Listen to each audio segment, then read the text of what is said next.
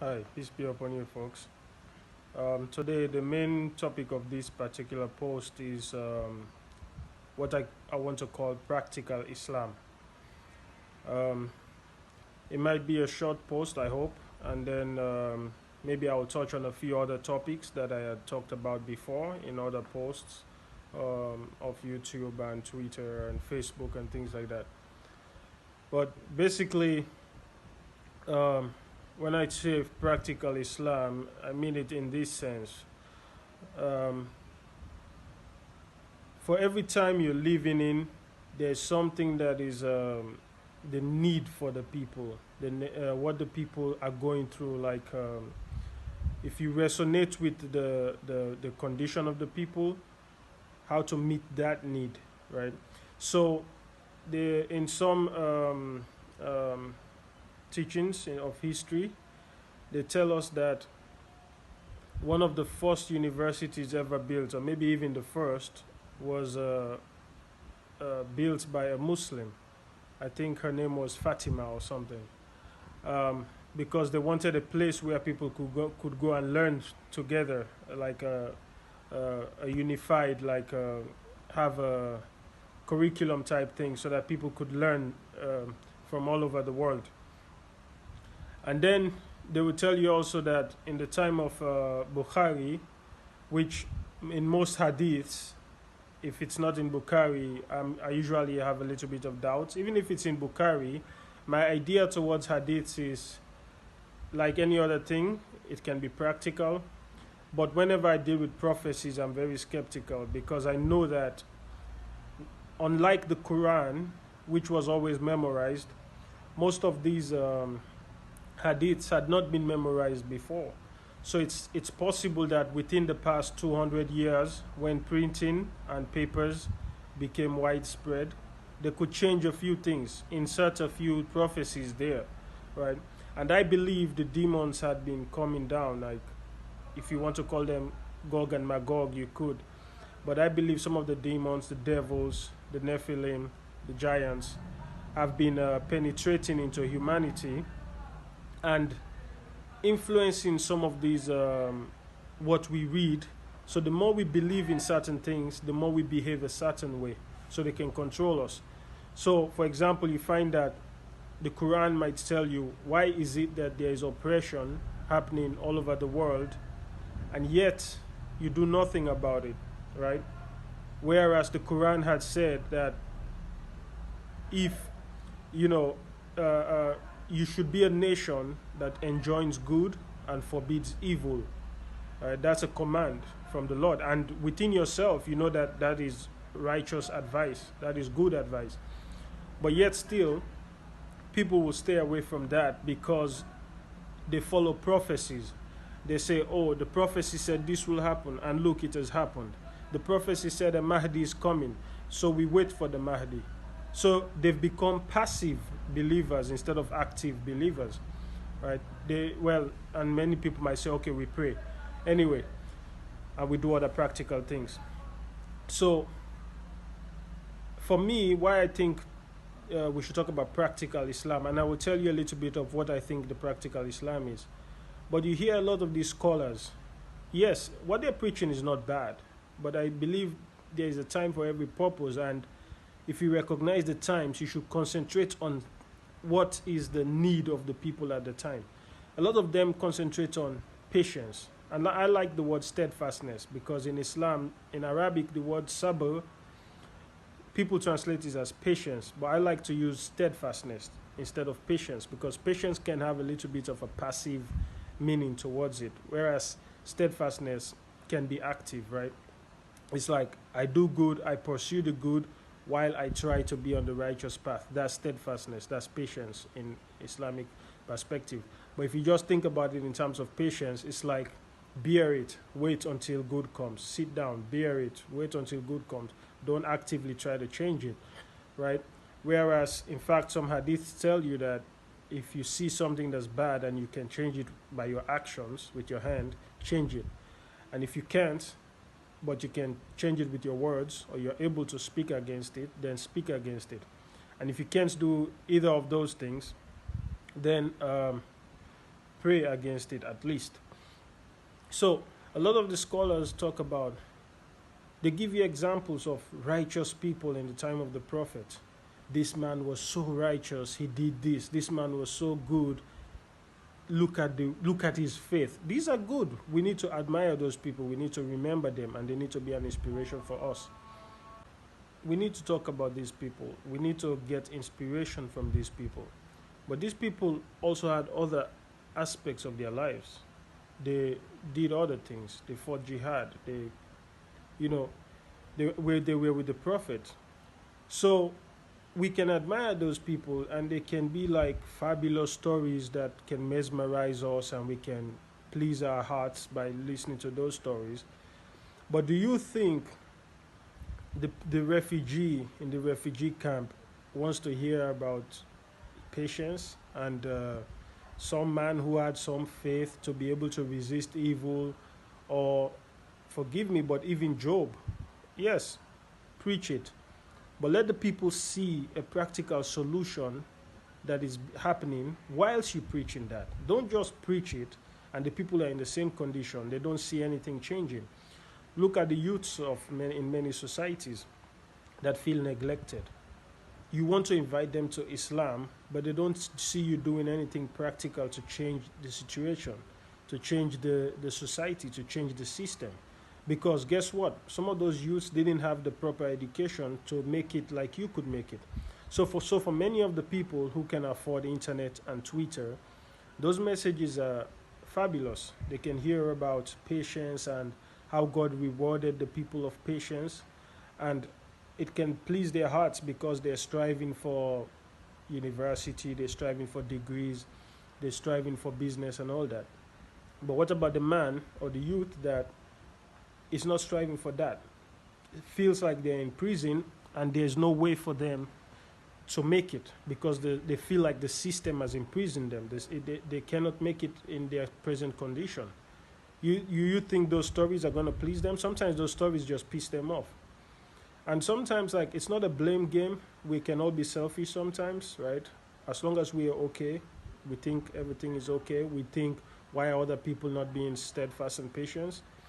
But I feel like sometimes, unless you felt something like that, you cannot truly understand what people are going through. And that's why sometimes, like they say, don't judge, right? But what is practical in our society, I think, is for people to feel the need that they can change things, right? That is what I believe in our time right now, practical Islam should be about. Yet you don't hear any scholar talking about jihad. You don't hear any scholar talking about establishing justice on the earth, right?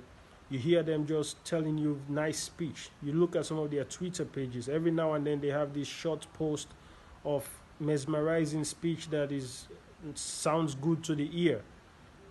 I don't think the majority of the people are just waiting for soft speech. There are people who need practical solutions, right? So, yes, but Alhamdulillah, praise to the Lord, those scholars have their part. We also should not fall into the same thing we might accuse them of. We should not judge them because they have their conditions, right? They have their situations.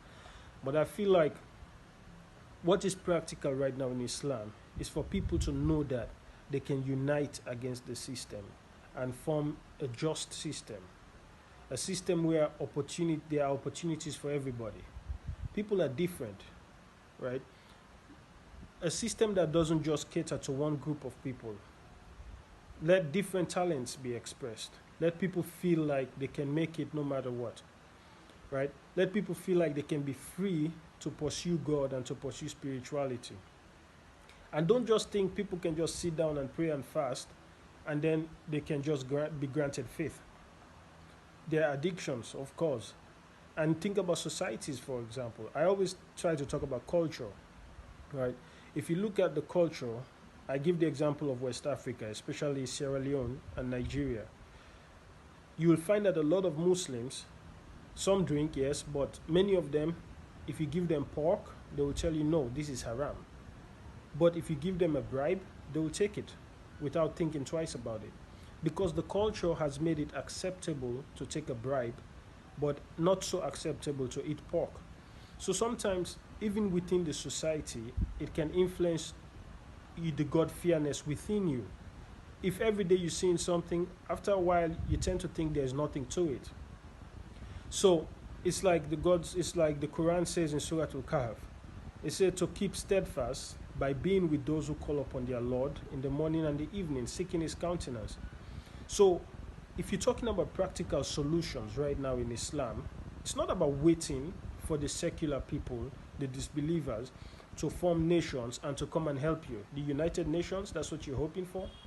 Why are we not rallying up the people to establish Islam upon the land, to establish justice upon the land, so that there's no corruption, politicians don't steal the people's money, and the youths benefit from the money? Invest in sports, invest in the expression of the youths, like carpentry, something creative, even if they cannot go to school for it, right? Invest also in education like you do. But it seems like the system invests in the things that run the system, to the point that now we get to the point that machines can do most of the work. So after a while, it's like you don't need the people anymore. So basically, the system has used you to create an independent system that doesn't need you anymore. And that's not what we're going for in Islam. We were brought here so we could establish good amongst us. Because I believe it's like they say the Lord will create people for paradise, even those that were not on earth, just to feel paradise. I believe that every consciousness becomes one. So we share from the experience of each other's consciousnesses. So if human beings together, our collective consciousness has experienced certain things, the new people that will be born, as I believe children will still be born in paradise in the hereafter, they don't need to come back and get tempted and go through this and that, right? They can share from that learned experience, because everything should be one. We're all connected. But we've lost that sense of connection. That's something else. So what we are here for is to strive for the betterment of all mankind, so that we wake up and we seek life and we seek oneness with our Lord.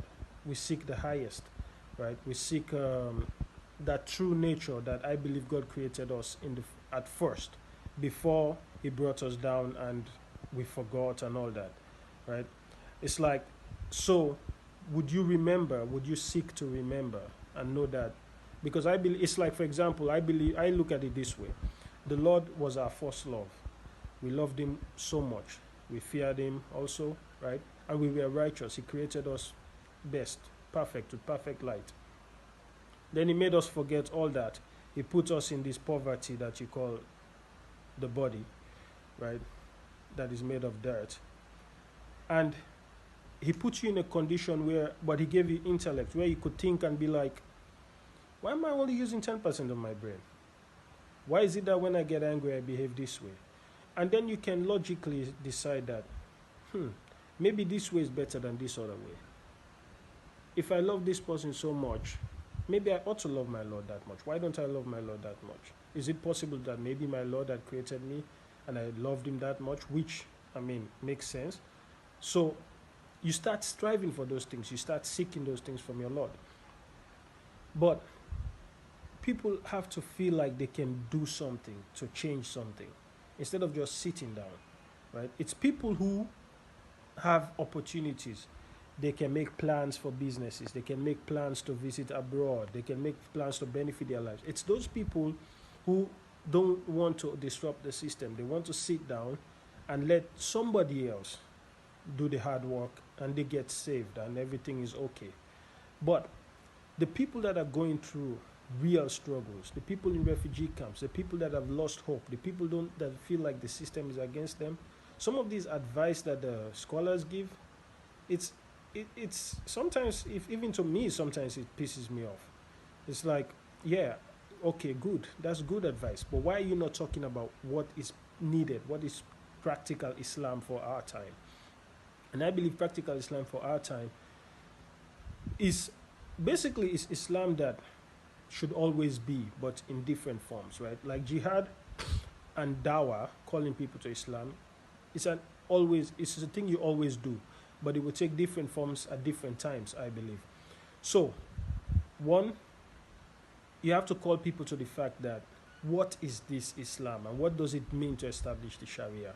A lot of people think it's about, yes, a lot of people say, oh, the Lord forsook us because we abandoned the commandment, we forgot the Lord. That is true. So immediately they establish something that looks like an Islamic nation. They want to start crime and punishment, which I don't think that's the case. If you look at the prophets, and a lot of people have their interpretations on why Jesus said, throw the first stone, blah, blah, blah. But if you look at the prophets, they preached for a while, right? But during that preaching, it wasn't so that we could sit and let the disbelievers give us opportunities. It was so that we could change things. And if we could not change things, we leave because the judgment of the Lord comes, right? So has that changed? And the Quran says the Lord doesn't change, right? So in our times, you call in people, you tell them, what is this jihad and what is this Sharia? Because there's a lot of misconceptions about it. I think about it psychologically, because people did not get the way they are just by sitting down and whatnot. Steps were taken for people to be led astray, for people to see something as normal, and then another thing as normal. And then with time, you move from point A to point B without even realizing it. So now, consider point A, the first creation the Lord created us, where we were one with Him. We were free, in perfect submission to Him, because sometimes it's a little bit illogical in the physical realm, but it makes sense in the spiritual realm, that perfect submission to God is what salvation is. You become one with the Lord, right? So you had knowledge. You were free from ignorance. You were free from poverty, because I consider ignorance, lack of knowledge, lack of wisdom. I consider all those things as poverty, right? So you were at point A. And now let's say you came to earth, you met a society, and it was somewhere like point B. And that society designed you. And whilst it was designing you, there were things you could resist and things you could not resist. So now you are point C. And now let's say you are not just one person, but you are like a sum of people, right? Think of it like a math equation, like a graph. It's not going to be a beautifully curved graph because there are differences in people. But now let's say the society, the culture, the way people think is at point C. How did they get to point C? How do you bring them to point B and then get them to seek point A, which is where they came from initially, which is where they should be, right? You have to consider their culture, consider their mentality, consider how they got there. Now, how are you going to bring them back? Is it just by crime and punishment and making things fearful? If the people feel they are strained, they will rebel against it, right? So you have to consider that before you start punishing people. You find that, in fact, for example, in the time of the Prophet, and that's why sometimes I look at the society of Mecca and it gives me a little bit of hope, because it's like it was such a degenerate society. The idea of idolatry was so rampant. Somebody could just decide, man, this phone looks beautiful, I'm going to make this phone my God, right? People made food their God. That's how bad it was. And people liked to be exalted in the public places. So, in fact, that's why there was this widespread poetry, which the Lord used for His purpose later, because there were people who could hear something and memorize it in one sitting, in one hearing, right? But instead of just helping people or giving the poor money or building structures in society that could help people to realize independence, to realize goodness in themselves, you'd rather go to the marketplace and be praised so that everybody could hear, and then you give a few coins, like, yeah, So, and you find that even Khadija, who the first wife of the Prophet, married him even before he became a prophet, right? She was wealthy and a single lady, and she refused the wedding request of some of these chiefs, some of these rich men, because they were not trustworthy folks. And she couldn't, it's like in today's society, most people are con men, most people are liars, most people just want to get the better of you, right? Instead of just coming and saying, oh, things are hard, give me some money, please. You want to make up a fabulous story. I've met a guy, I think it's 3 times now I've met the same guy. I know at least 2 times. He's come with the same story, that his wife was pregnant, she gave birth, the wife died, but the child survived, praise to God. And now he's looking for money. He needs this amount of money. He's got this amount from this person and that amount from that person. He needs to go and get some more money. He looks so sad. And I'm looking at the guy like, dude, the first time, I'm like, oh man, I wish I could help him some more, because I'll feel guilty if, because I could help this guy, I don't help him, and then he couldn't achieve what he wanted to achieve. But after the second and third time, I'm just like, really, man? Like, just come and say, please give me some money. But some people, that has become their way of life, because if you can tell the same story, it means that's your story. If you can tell the same story, it means that's your story. That's what you've been trained to do, to con people. So anyway, Mecca was a degenerate society. Yet, you look at when the Prophet came and the influence of Islam in the culture of the people, the mindset, how the mindset changed, how the mindset flipped, right? And you're like, that is so beautiful, because now they're telling you these stories, like I was telling you in the beginning, your scholars are telling you these stories about these men of faith, these men who had such strong faith that some of the things we are doing right now, they wouldn't even think about. Amazing. But they were not always like that, right? Islam changed their life. Islam changed their culture. So what are we doing to change our cultures? Look at some of our societies, the culture of bribing, the culture of corruption amongst our officials. And some of us say, oh, the leaders are unjust. But most of us, we don't mind the injustice if it benefits us. We're like, oh, that man belongs to my tribe. He's going to help our people. We don't care if he's stealing. We don't care if he's getting his money from drugs, as long as we're benefiting from it. So we are unjust as well.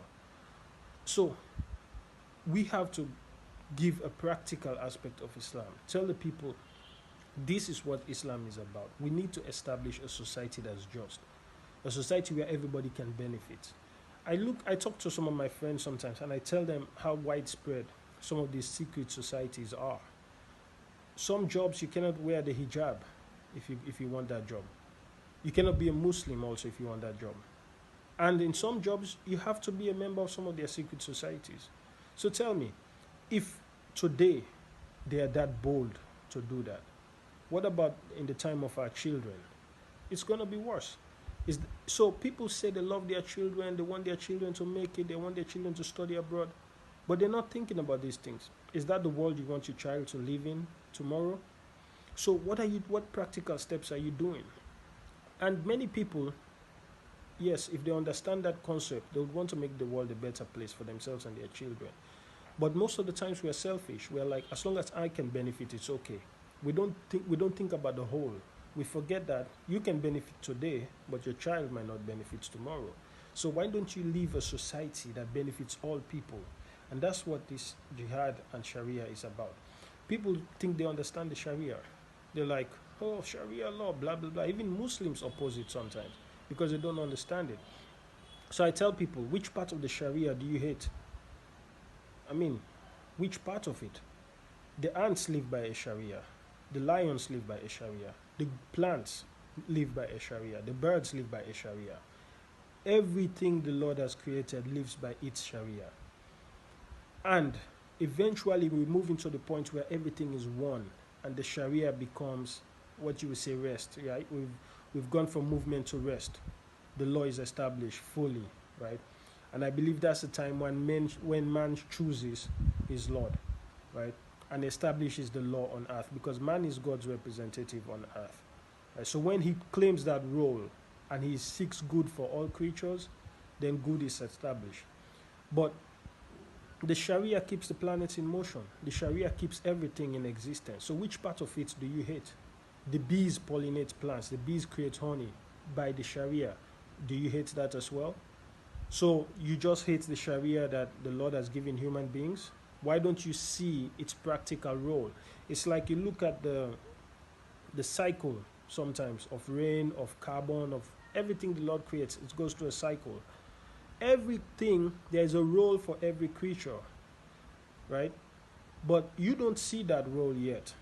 But the Lord might teach you later, as I believe He will teach the Messiah the names of all things, just like He taught His father Adam the names of all things, right?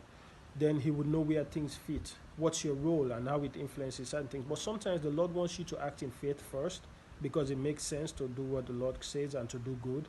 And then later He will explain to you, teach you the meaning of why He gave you some of those laws. So instead of concentrating on crime and punishment, let's go back to Mecca, right? As I tell you, it was a very degenerate society. Yet they tell you that hardly anybody was punished for a crime. I know of 3 instances when people were punished. One of them was for stealing. And you don't just cut somebody's hand if they steal like a pineapple or an apple or something like that. You have to steal something that's 3 dirhams in those times, that 3 silver coins. And that was a lot of money, right? It's something, by my estimates, when I did some calculations on how much a camel load or 2 camel load would cost, and how much a family would need for an entire year. And you have to look at those times, right? If they tell you the story of those times, sometimes they will go for days without food. In fact, there's one story of a companion when there were guests, and Islam said, the traveler, you should help the traveler. So the Prophet asked, I think it was the Prophet who asked, or the Caliph at the time, so who would host this guest? And these Muslim said he would host the guest. So he told his wife about it, and I think they had 1 child or so. At night, he didn't want the guests to see that they had no food. So he turned the lights down and gave the guests their food, whilst they pretended they were eating in the other room, right? So these were not people that always had food in their homes. In fact, there's another story that said one of the companions, Abu Huraira, one of the companions was sitting outside the door of the mosque or the Prophet's house, and he was so hungry he was begging the Prophet for food. And they had a cup of milk. They called so many companions so that they could all partake in that milk. So these were not people that had things lying around to eat, right? So imagine if you steal something that's worth 3 silver coins, something that a family would use for a whole week. You've caused something menacing, right? So this is not just stealing because you're hungry or because times are hard, because that should be investigated as well. So people should understand the Sharia. Christians know something they call the spirit of the law and the word of the law. So you take the word of the law in Islam, but yet in Christianity you take the spirit of the law. So what is the intention of the law? Right. So you find that when Islam had been established amongst the people, and then crime and punishment was put in place, most of the people didn't commit crimes. In fact, the other 2 instances where some people were punished that I think about, that I know of, it was, yes, they were stoned to death. It was due to adultery. Both those times, the people came forward and confessed. And then they were sent away, and then they came back, bearing witness, and because of the conscience within them, right? Okay, there's another instance wherein another man, I think he committed rape, and then the woman came and accused somebody else, and that person was going to be punished, so he came forward, right? So my point is, when you've established Islam within the hearts of the people, which is what the jihad should be about, attacking the culture, attacking the traditions. The disbelievers, they use media, they use music, they use so many things to change our mindset, to bring it from A to B. The books we read. Why are we not fighting them in those places they fight us? Why are we not fighting them in the media? Why are we not fighting them in those places? Right? So you find that if you tell somebody when Islam is established in their heart, do not steal, they would ask you, why should I steal? It doesn't make sense anymore. within that culture, right? So within the culture, you can foster, you can nourish fearness of Allah. Because the more you see people pray, the more your conscience tells you, man, why am I not praying enough? Why am I not competing with others to do good deeds? So I feel like practical Islam nowadays should talk about changing culture, changing society, reforming society, and bringing the people's hearts back to Islam. Not by your power, but by the power of Allah. But if you keep telling them fabulous stories about people of faith, they're not going to sit down and then faith just comes like that. Whilst they're living in the field, they're living in the crazy societies. It's like, I see it this way as well, all right? You want to bring sin. Well, first of all, you want people to be aware that they would rather seek the Lord. Then you want to protect the children from falling victim to the addictions that we know are around the world right now. Because some of them, once you're within those addictions, it's hard to get rid of them. Then you also want to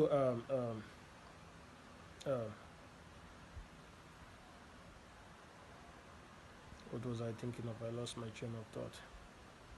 All right. So, and you want to make sin far so that those who seek righteousness, it's easier for them to stay away from sin. And you want to make good close to the people. For example, take your phone, take technology. Sin has come right to your doorstep. You do not have to do much work to sin. So sin is very near. And you cannot have temptation that's very near and then think, oh, why are you not strong in faith? Why are you not this one? He's a human, right? So it's not like sin, you're going to get rid of sin. There are still people who are going to sin, but it's not going to be widespread, right? It's not going to affect the fabric of society. It's going to protect the young minds, and it's going to be far. So you have to do some work if you want to sin. Let that be part of the Sharia. So, I mean, sometimes you get tired, like, I have to do all that just to sin. Like, I have to drive a car, go somewhere, buy something. It's like, I'd rather just stay home today, right? So this is what I think the Sharia is about, right? It's not just about crime and punishment. It's about transforming minds, people seeking their Lord, loving their Lord, knowing, seeking something higher, seeking a higher purpose, and establishing justice in the society for everybody, all right? So, and making sure that everybody can express their talents, because the Lord gave everybody something different. He said he established the livelihoods of the people so that they can make use of each other, not so that they can look down on each other. Everybody has their purpose. But most of these people, it's like they feel like their purpose is not met. And you cannot tell somebody, oh, you're just lazy. But the Lord didn't create him for that. That's not what he's good at. It's like the famous quotation they attribute to Einstein. They said, you cannot test the intelligence of a fish by asking it to climb a tree. People are different. Some people are hardworking when it comes to soccer. Some people are hardworking when it comes to basketball. Some people are hardworking when it just comes to working out in the gym. Some people are hardworking when it comes to pursuing business and trade. For some people, all those things don't motivate them. People are different, right? The Lord said he destined and then he guided. So we have to seek a society where people can be free to find themselves, to seek their highest realization of self with their Lord, right? And this is what the Sharia is, and this is what the Jihad is. And Jihad, yes, sometimes there's fighting involved. But even when you've got victory, you've established the nation, there's still fighting in terms of the mindset. And even when the people's minds are perfect, if you want to say it that way, then you still fight to maintain that. That's part of the Jihad, right? So if you're against the Sharia, ask yourself which of it you are against. Because if you're a Muslim, it's your choice to be a Muslim, right? And by saying you're a Muslim, you seek to submission to the Lord of the world. So you cannot say you reject the Sharia. I mean, which part of it do you reject? Are you against honey that the bees produce? Are you against the milk that the animals produce? Are you against the food that the earth produces?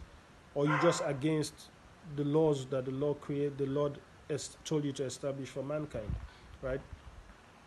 So I feel like, we need to address the practical aspect. What is going on with our youths, people that are struggling. Instead of looking down on them, thinking they're not serious, why are they not going to school? Why are they not this? Why are they not that? Right? Or giving us fancy speech and all that. But everything has its purpose, right? So, yeah, this is basically what I feel about Islam today. And so, yeah, I've talked a little bit about my idea of Sharia. I've talked about it in the past. I have other posts that address it in more detail. So I don't need to go into that much. I've addressed jihad. I don't need to talk about that much. But know that most of what you think about is misconceptions. You do not learn jihad or Sharia from ISIS or Al Qaeda or Saudi Arabia, right? It's like a lot of people like they follow these nations and they think these Muslim leaders, right? They think they're Muslim leaders, but I don't believe they're Muslim leaders. I believe they're infiltrators. They just used to like push us towards a certain way, towards nationalism, whereas we think it's for Islam, right? Anyway, so